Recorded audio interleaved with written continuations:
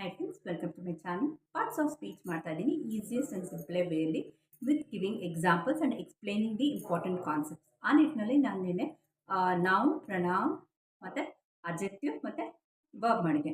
ಇವತ್ತು the moving on part of it conjunctions ಎಲ್ಲ ಮಾಡ್ತಾ ಇದ್ದೀನಿ. ಬನ್ನಿ ಅದನ್ನು ಡೀಟೇಲ್ ಡಿಸ್ಕ್ರಿಪ್ಷನ್ ಕೊಟ್ಟಿದ್ದೀನಿ. Friends, welcome to my channel.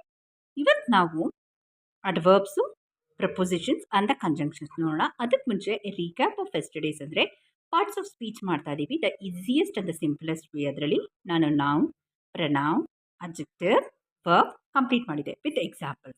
Moving on to the fifth one, the adverb. Adverb ಅಂದರೆ ಏನು? Any word that modifies a verb adjective is called as an adverb.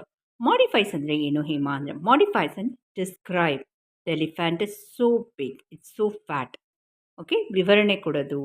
Like Hema sang ಮೆಲೋಡಿಯಸ್ಲಿ.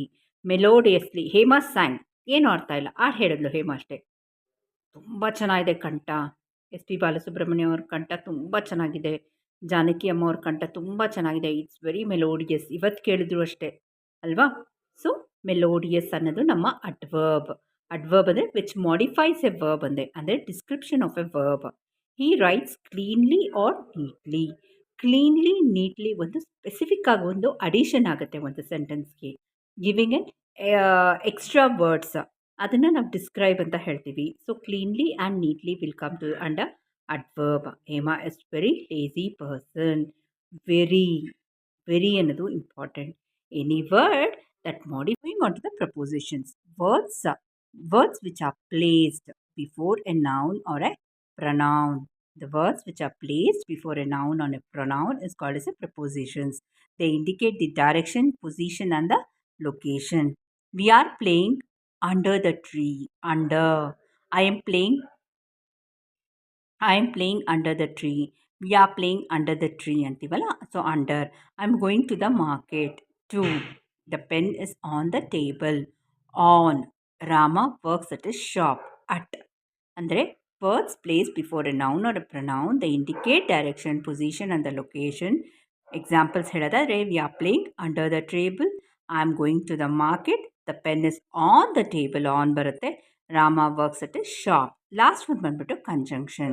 The word which joins words, the phrases or the clauses together. Phrases and clauses ನಾನು ಈಗಾಗಲೇ ಮಾಡಿದೆ. ನಿಮ್ಗೆ ಏನಾದ್ರು doubt ಇದೆ ನಾನು comment section ಹಾಕಿ. That is joining. And, but, the ಇದೆಲ್ಲ ಬರುತ್ತೆ ಕಂಜಂಕ್ಷನಲ್ಲಿ. The word which joins words, phrases or clauses together. Rama and Lakshmana are brothers. And I watch the movie but it was worthless. But he is a very poor person, ಅಥವಾ he is very poor but he is generous. But so ಇವತ್ತು ಅಡ್ವರ್ಬು, prepositions ಮತ್ತು ನಾನು conjunctions ಮಾಡಿದ್ದೀನಿ. ನಿಮ್ಗೆ ಏನಾದ್ರು doubt ಇದೆ ನಂಗೆ comment section ಹಾಕಿ.